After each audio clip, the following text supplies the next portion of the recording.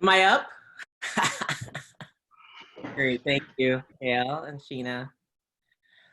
So welcome everyone. Thank you so much for joining us tonight live on Weekly Dharma Gathering, and welcome to those who will be watching this in the future, our friends in the future.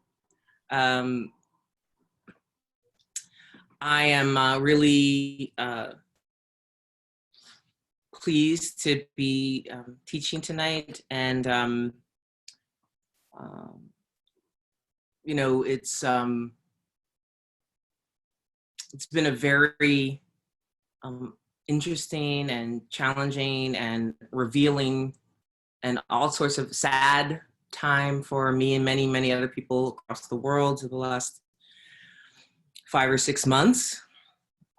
And I really feel strongly that for me, meditation is one of the tools of a toolbox that I have that's been really valuable in reminding me to work with what's arising a day at a time, or sometimes an hour at a time, or a moment at a time.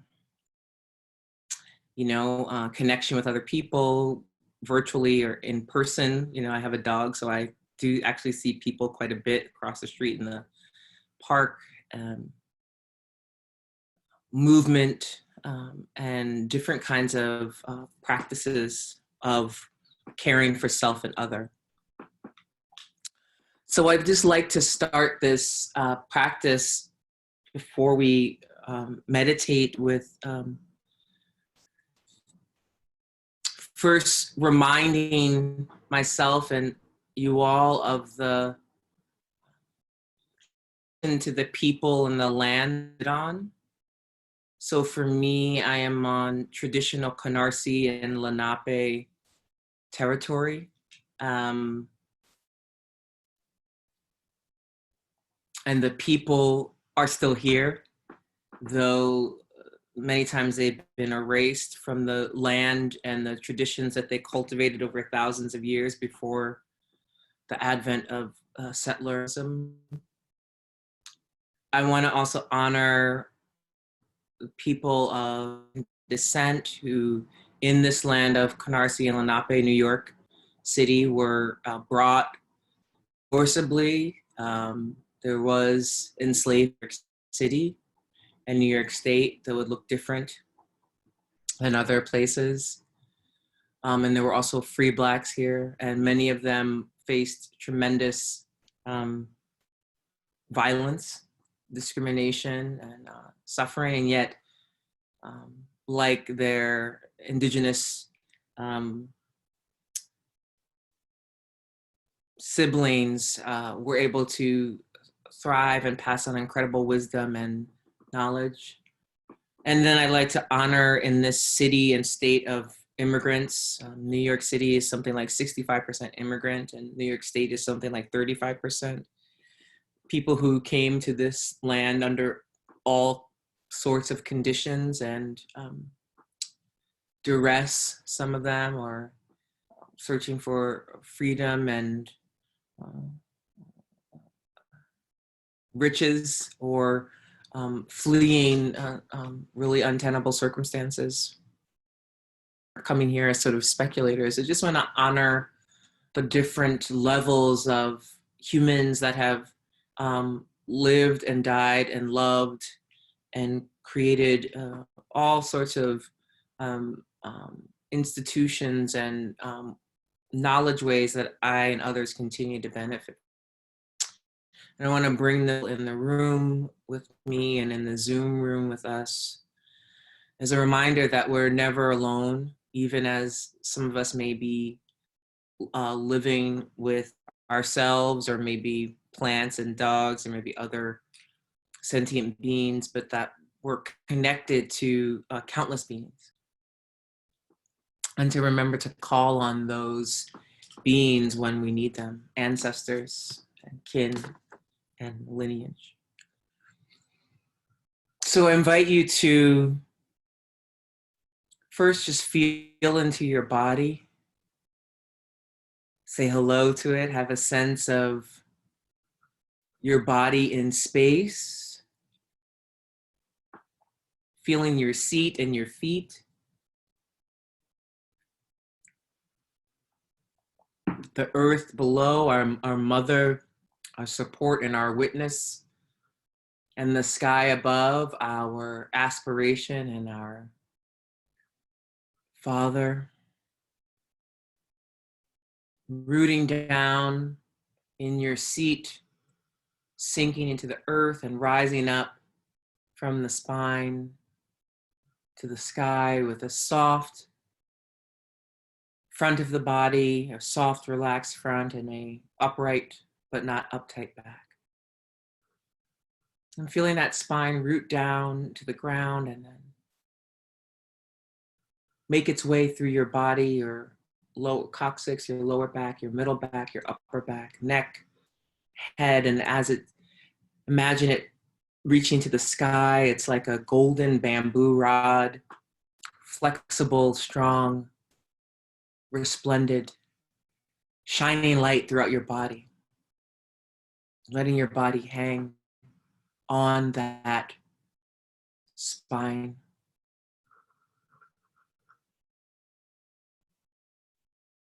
Remembering to soften the front, relax the jaw and the eyes. Relax the throat, elongate the back of the neck.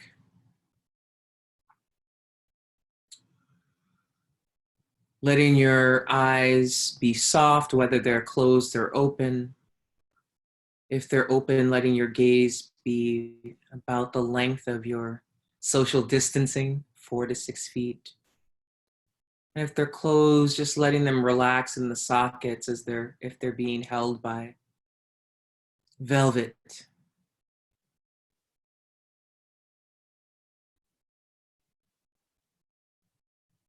Taking a moment to check in with your emotions, not to change them, get too immersed in them, but just to know the ground. And to do the same with your mind, your thoughts. What's the quality of your mind? Is it tight, loose, in the middle, fast, slow, medium?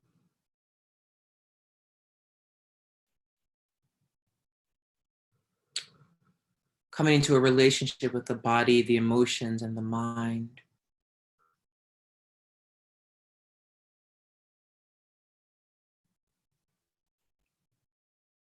And then beginning to feel the body breathe. Resting your awareness and mindfulness on the feeling of your body breathing.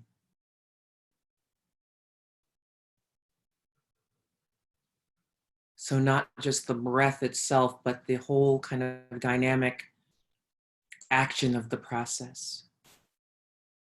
Whether it's the lungs or belly, the hips, the throat, the back, the ribs, the temperature, the pace, the sound, the taste. Feeling into that phenomena of your body breathing.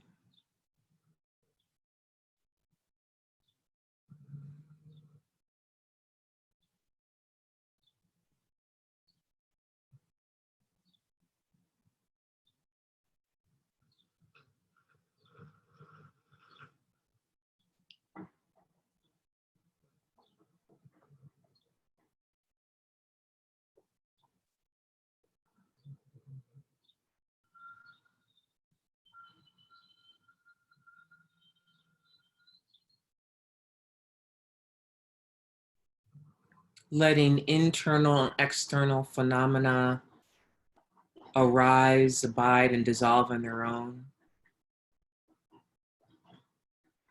Making space for them to arise, abide, and dissolve.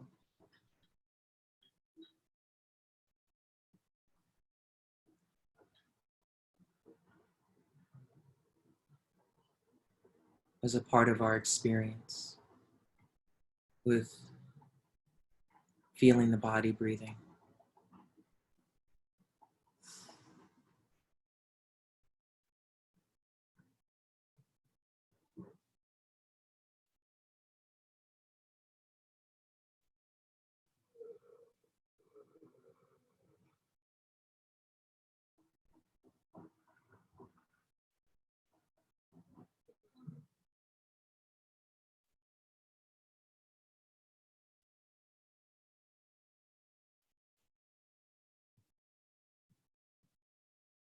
Also a reminder that you can take whatever position you'd like. If sitting is not the most comfortable or grounding, you can stand or lie down or even walk.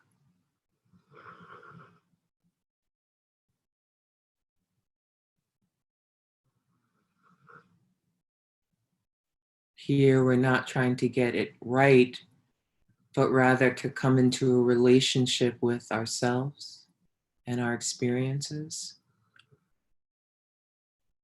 as the gateway to liberation, freedom, insight, and the end of suffering.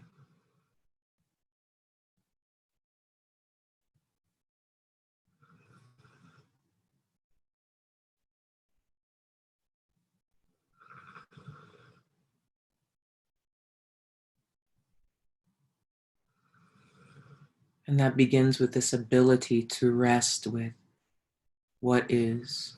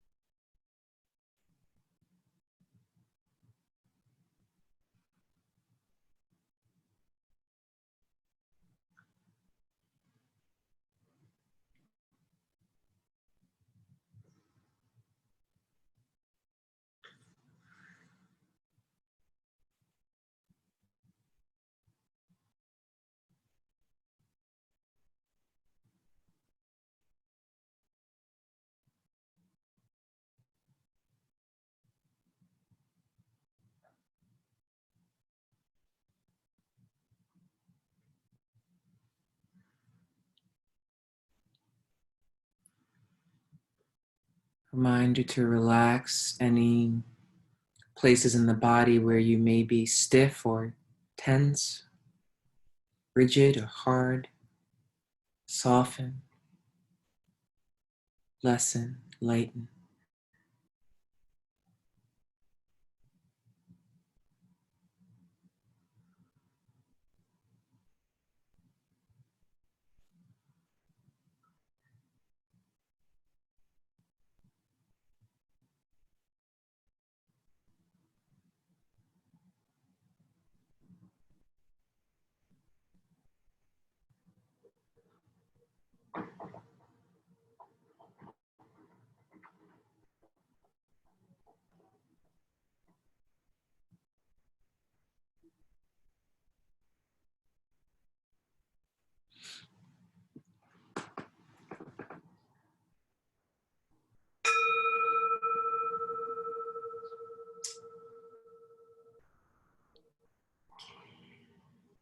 So again, welcome and thank you so much for being here. I really appreciate your time and effort.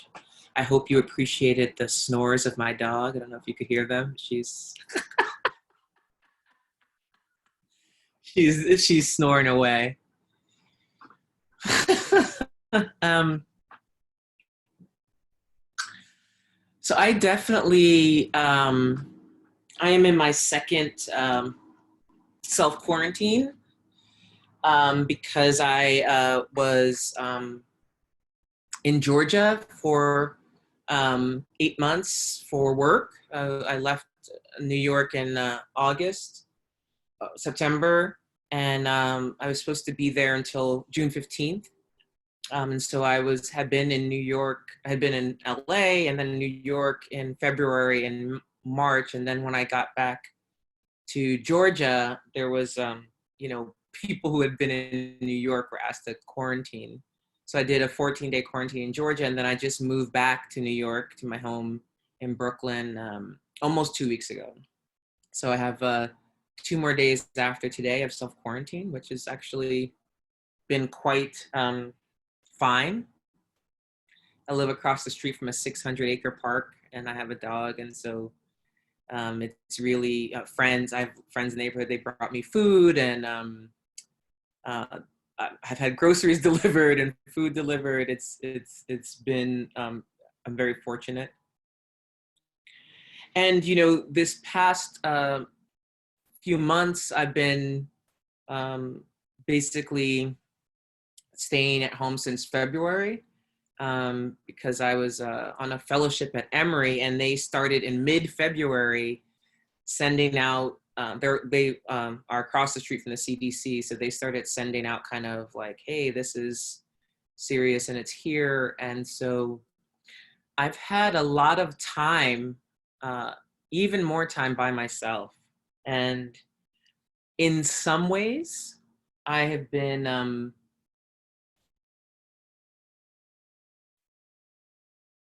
using this very devastating period as a time of extended, though flexible, solitary retreat.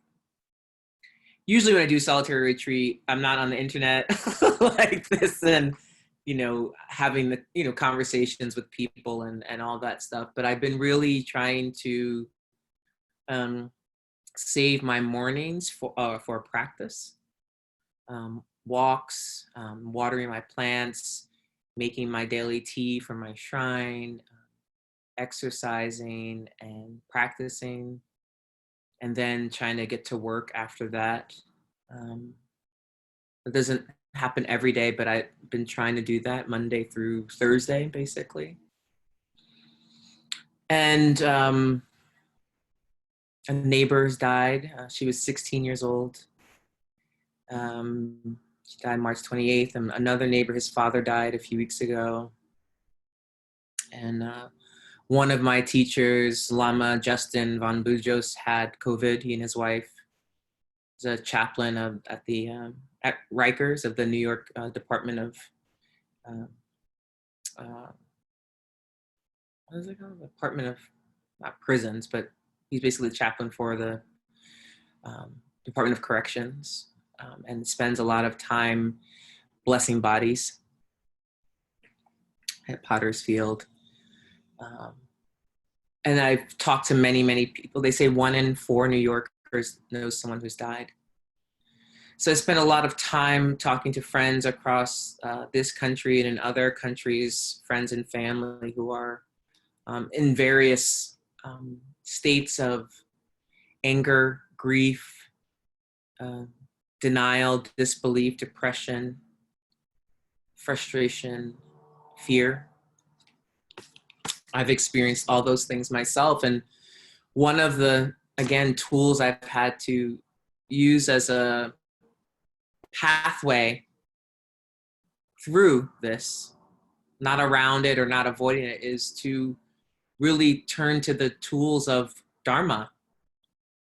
I'm also quite fortunate. I'm a person in recovery, so I, have those meetings on Zoom, and I have, my family lives in New York, most of them, and we talk a lot, and I feel very fortunate to have a job where I'm still getting paid, and insurance and food, internet, electricity. But I really want to talk about liberation, which I like talking about. I grew up in a very religious home, a very evangelical Christian home. And there were things about that experience that were very challenging for me. And there were things about that experience that have actually really enhanced my Buddhist path. And one in particular was this modality of liberation theology in some ways. My parents were somewhat conservative in some ways, but also really oriented towards certain kinds of liberation.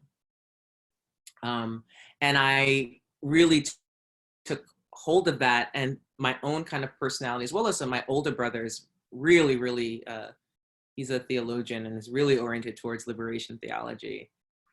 I really began to think about, even as a young person, spirituality as a pathway to initially sort of political and social freedom, liberation.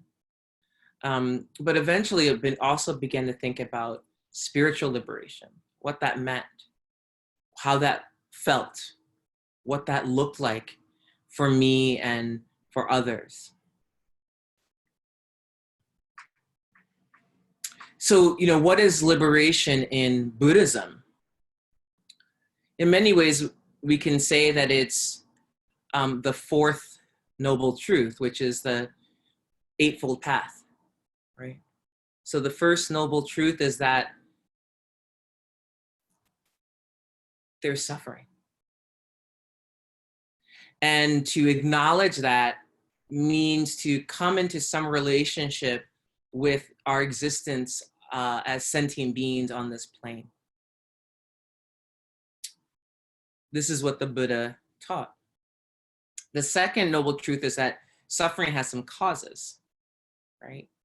And they are that we're born, that we get sick, that we age, and that we die.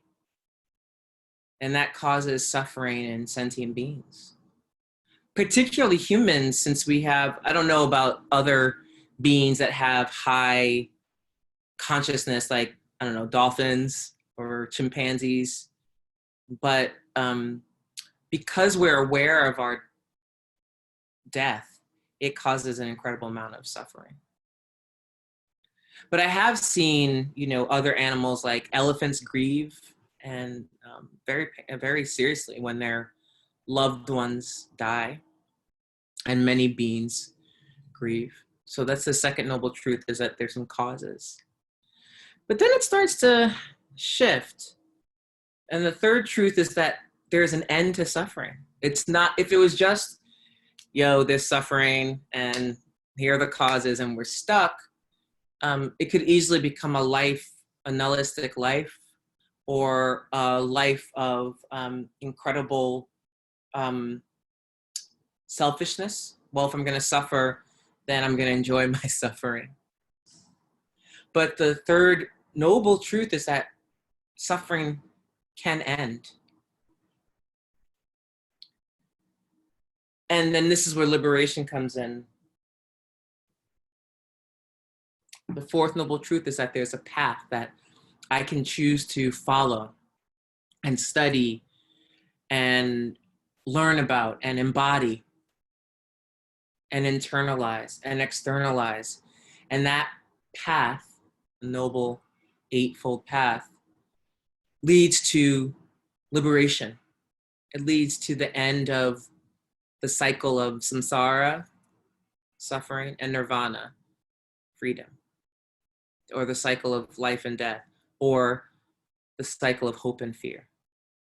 So I can live from a place of I'm beyond getting caught in the cycle. It doesn't mean I don't have hope or fear, but I'm not stuck. I'm not thrown by the vicissitudes of life, which are guaranteed, whether it's COVID, or whether it's a breakup, or whether it's a bad interaction with someone.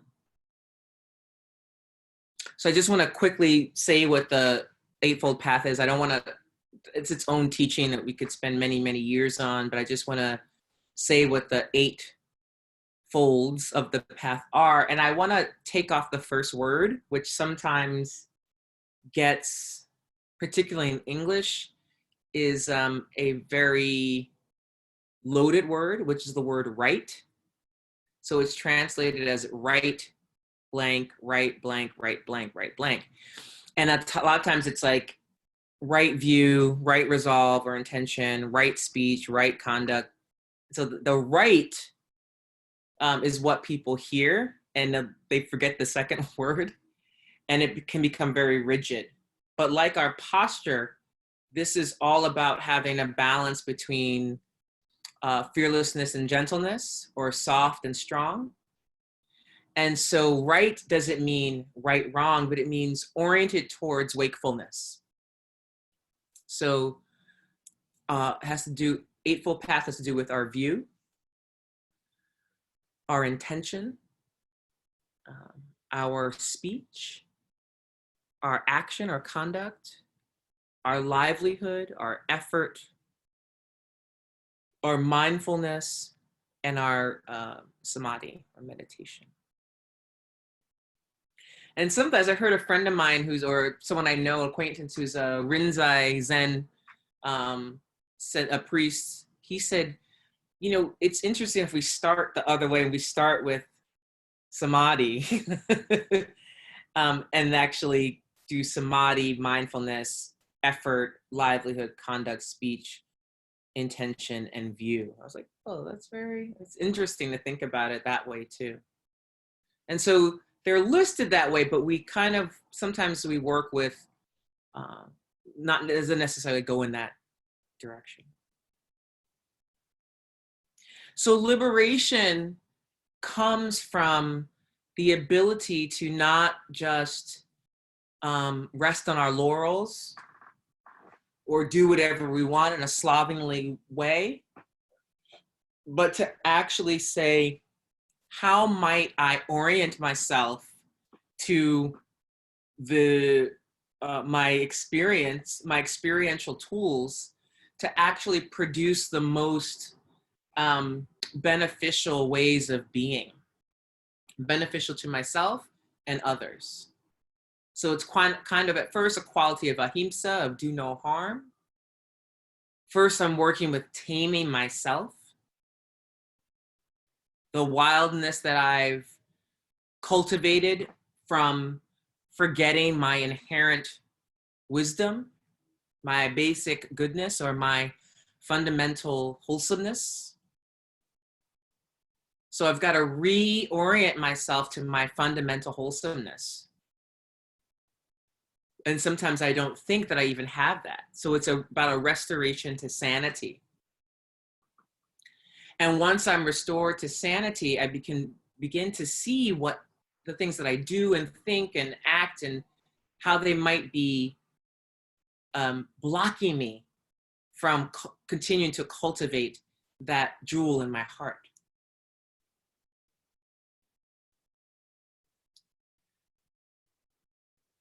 And then after I am able to really work with myself to some level, I begin to orient my activities towards being beneficial to other people.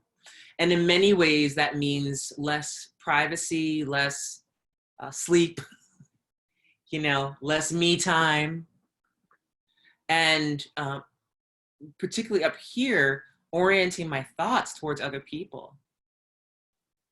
That's a place where, I've cultivated the most selfishness.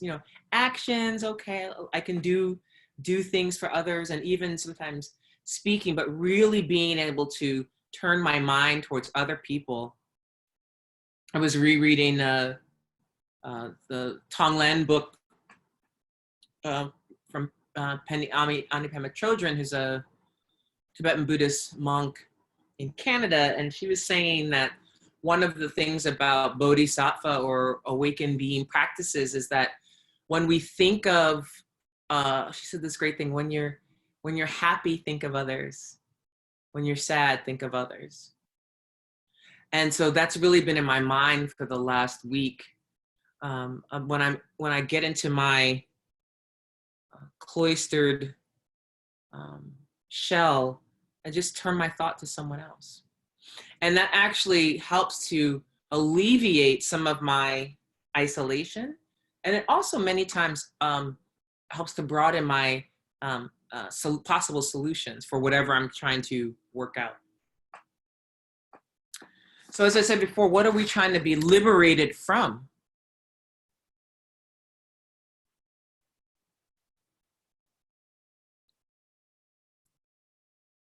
dualistic view, selfishness, pettiness,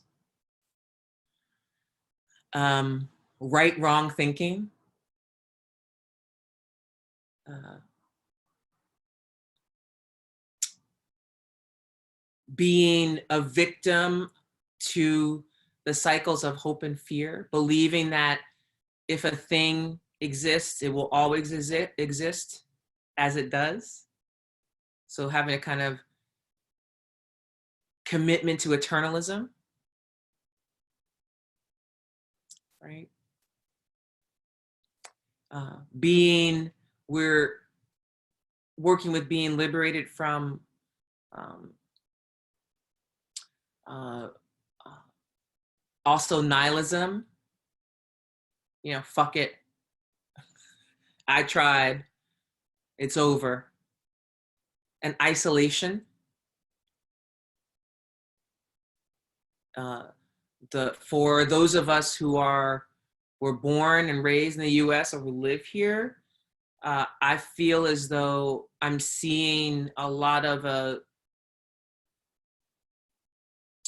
result of a lot of investment in the fantasy of rugged individualism. And that results in an incredible amount of the poisons, right? Passion or attachment, aggression, and ignorance. The kind of investment in the reality that certain kinds of identities are more real than others, like whiteness, or masculinity, or certain kinds of formations are real, like the economy.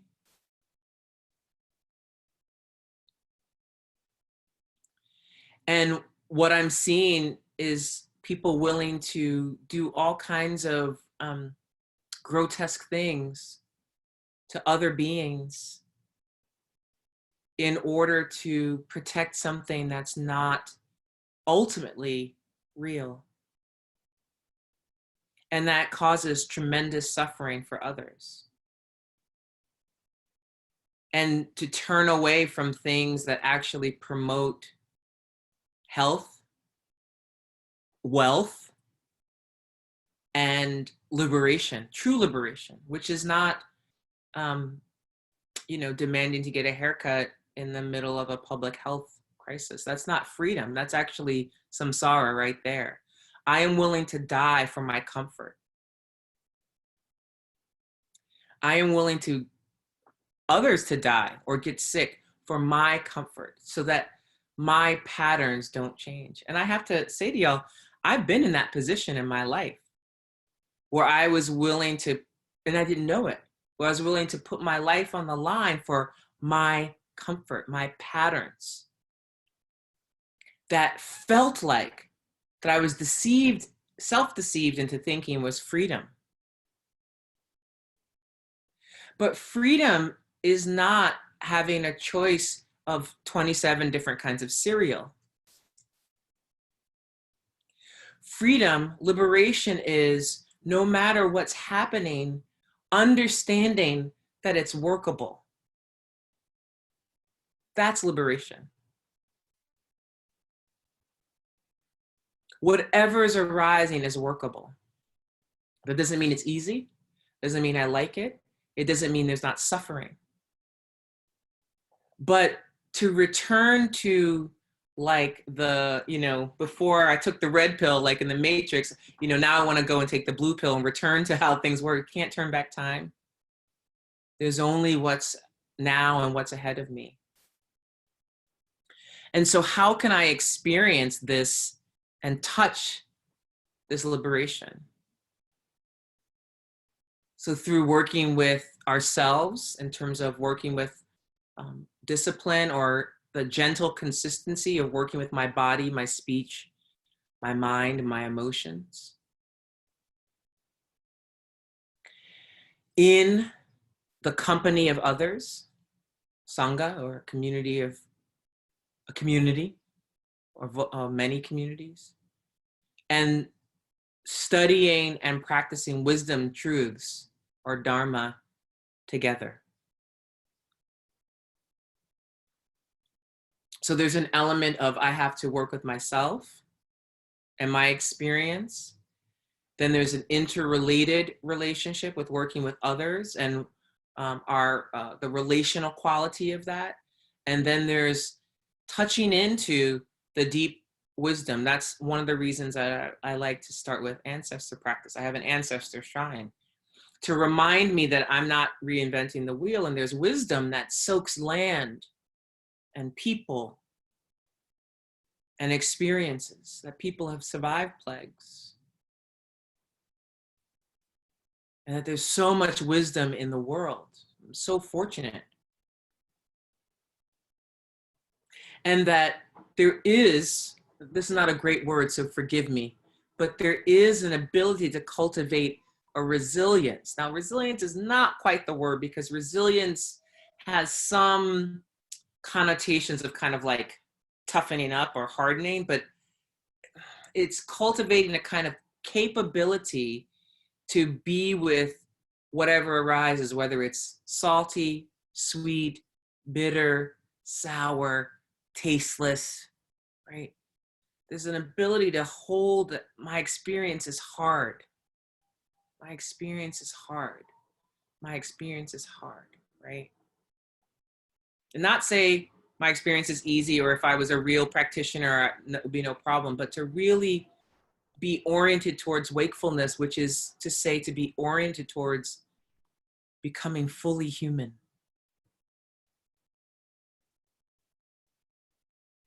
I believe that's what happened to Buddha Shakyamuni, is he became a real human being. And that's what I want, is I want to experience my experience, but to not be either deceived by it or enticed by it, right? Rooted in my experience, in my body, in my senses, without being trapped by those things or outside phenomena. So, illness and sickness is real in the sense that it impacts us, impacts our bodies and our minds and our experience, and can end our lives. And it's also an opportunity to use the tools we have.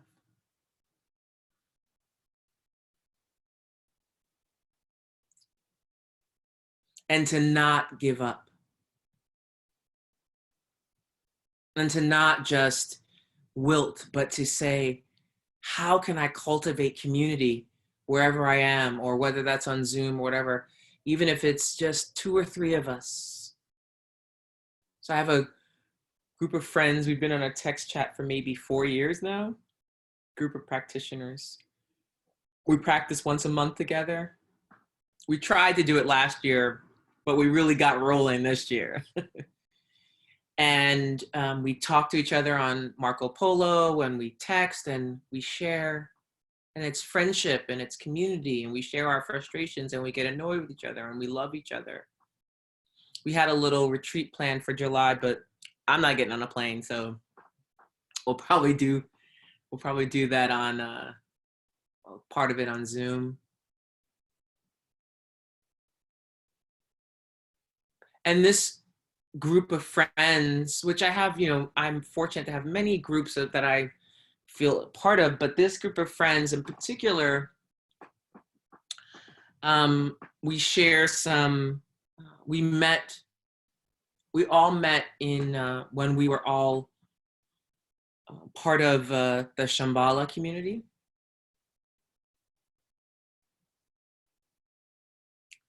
Which none of us is any longer part of the organization, but I would say all of us, I don't know if I could speak for them, but I would say all of us are part of the lineage, and nothing can break that. So it's a very interesting to not be in the organization, but to feel completely connected to the dralas of the lineage and the teachings. And we've been able to cultivate practices with each other and with other practice communities. So I've been working with two teachers, Lama Rod Owens and Lama Justin, Lama Rod maybe for the last year, and Lama Justin for the last 6 months. They co-founded and co-run Bhumi Sparsha, but I'm not part of the Bhumi Sparsha community. I do practice with them sometimes. Medicine Buddha on Monday nights, and Chö practices and Tara practices. And then I have a root guru, Sakya Rinpoche, who right now I don't feel particularly close to, sadly, but I love him, even though I feel very distant. But that's all been opportunities to practice through my grief and tears and anger and tremendous heartbreak and sense of disorientation. In some ways, I feel that the dissolve of my practice community in 2018 prepared me in some ways for this. I also lived through 9/11 in New York City, which was in many ways much worse, but it was quite different. So the paths to liberation are many. It could be through our own bodily experiences of sickness or disability or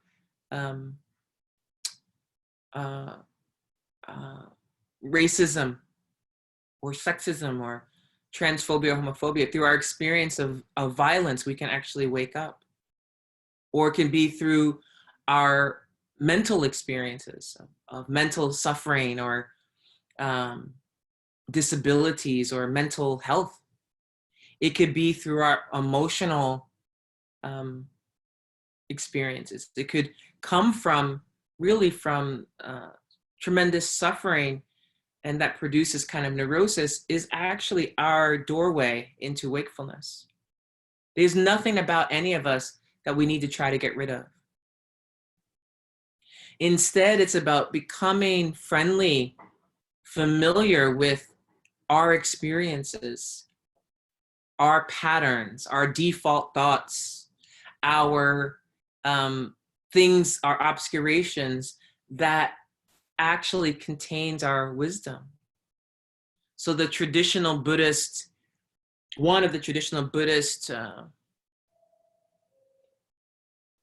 examples for our wakefulness that we don't know we have is that we're a beggar who's sitting on a heap of trash, and at the bottom of that heap of disgusting trash is a priceless jewel. But we're looking out for a few coins. And what we need to do is do the work.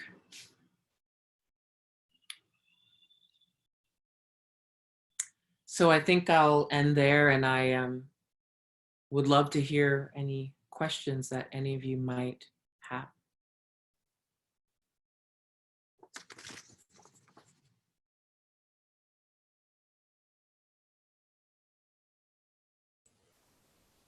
Well, I'm just getting back into meditation after many years, so it's good to hear anything at all to remind me of what I used to know years ago.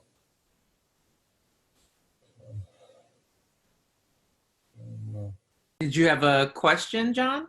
No, I just wanted to say thank you for that. Thank you. Appreciate that. I have a question. Thank you for doing this. It's really lovely to be with you. About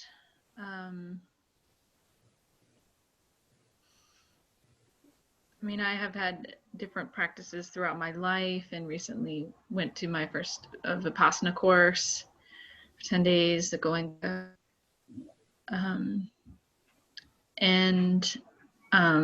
can dive really hard and really deep into practice and get really like regimented about it, and then I tend to swing back and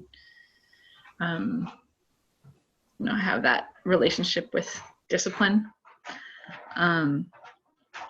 But one thing that this situation is really bringing to me is like how much our lives are the content, and that is in every moment. And so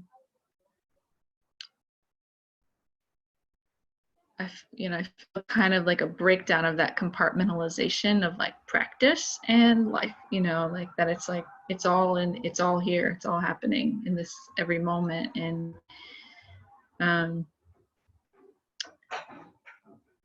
so I guess my question is about really like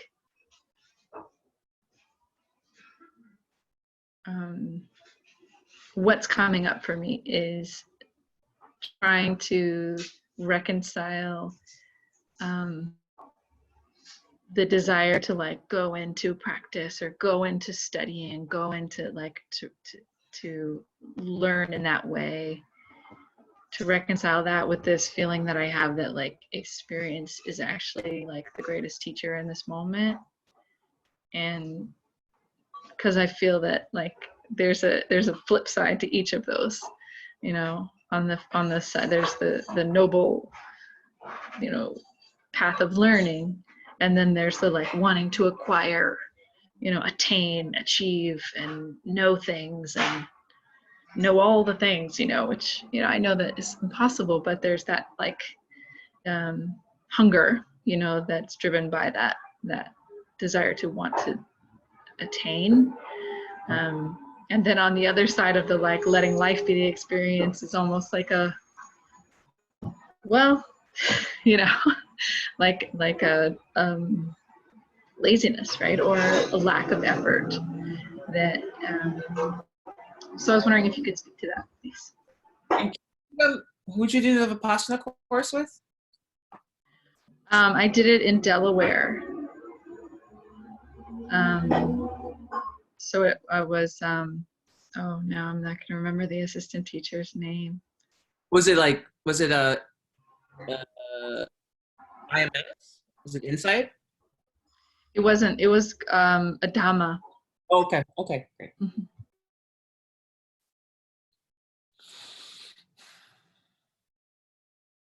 So one of the things I would say to your question is that I think it's as in the West, as we really explore what does Western Dharma look like, and what does U.S. Dharma or North American Dharma look like, instead of just continuing to import, try to sort of import a different mindset or culture and onto our practice where we live. This isn't Tibet or India or Vietnam. And I think it's important to let the truth of 84,000 dharmas be, so that the dharma arises how it's supposed to arise. It takes root in the place, and it looks really different here in the United States. First, because there are many different dharmic traditions that, a lot of other places, it's like there's kind of one tradition in the country, And so we're fortunate, and also it's confusing. We can kind of dibble dabble. Oh, I did. I mean, I did that for a long time, which is fine. And so I think it's like, what does Dharma for me look like?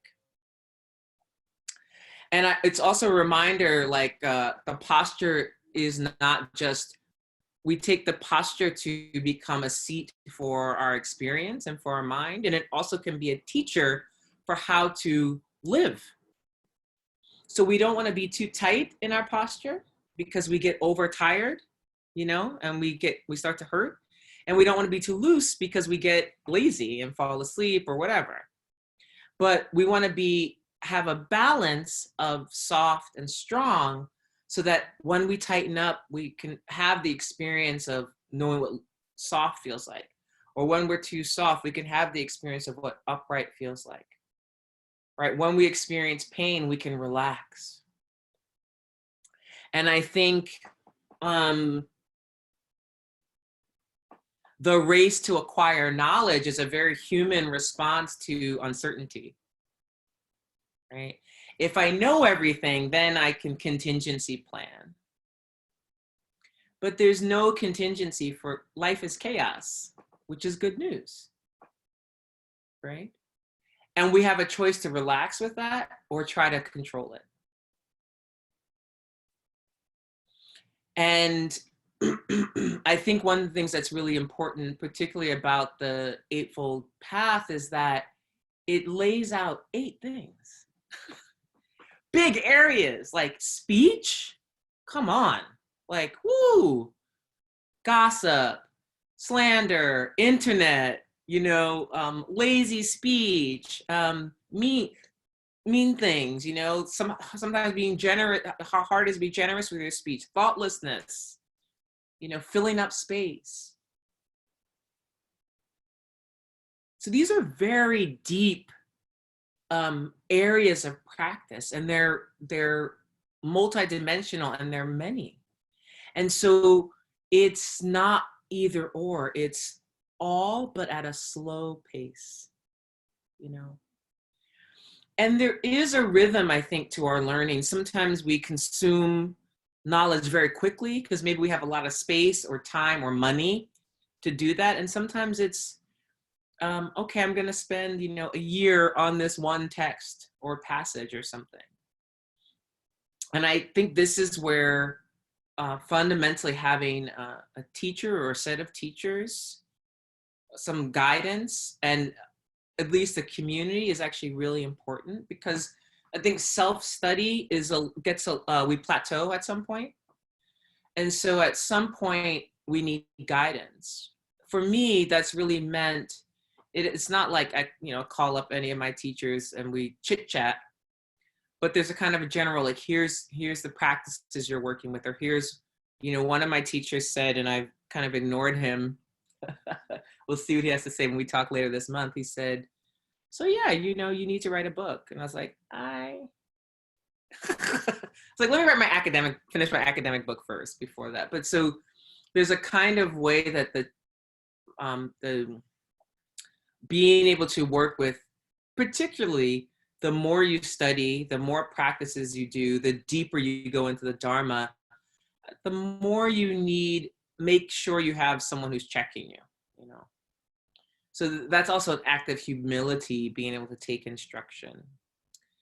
But I think whatever we have, if we just had our sitting practice, our shamatha vipassana practice, that would be enough, right?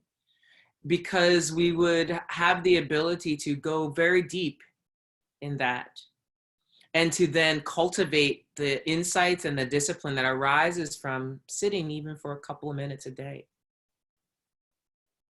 The practices, it's my experience and my view that then more of these practices, particularly for me as someone who's in the Vajrayana, the Tantric tradition, are nothing more than shamatha vipassana, but they're meant to speed up the process of enlightenment, so that wakefulness occurs in one lifetime, so that I can be of benefit to other beings.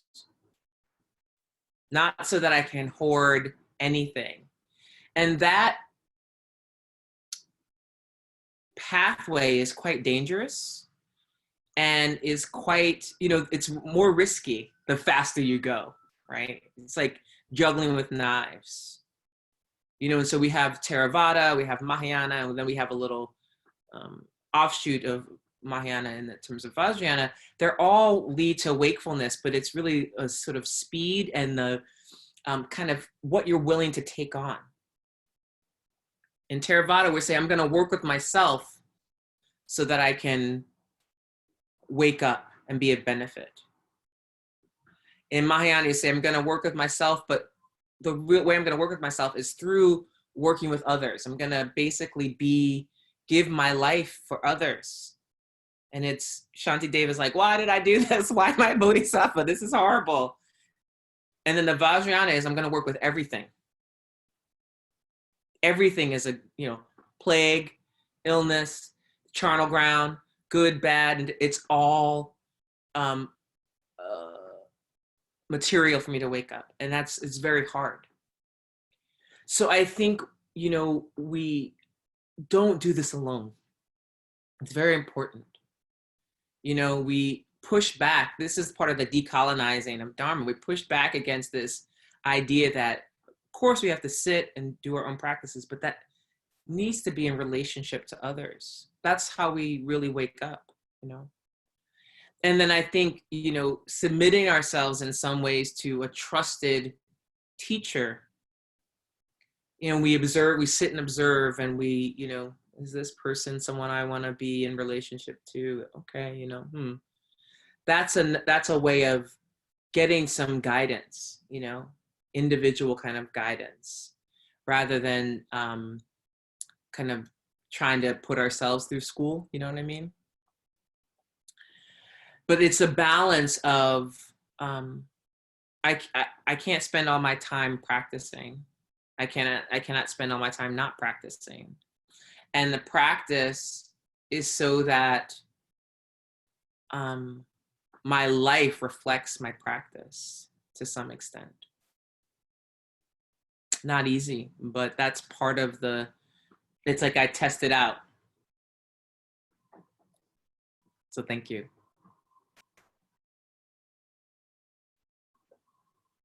You can also, if you don't want to speak your question, you can put your question in the chat.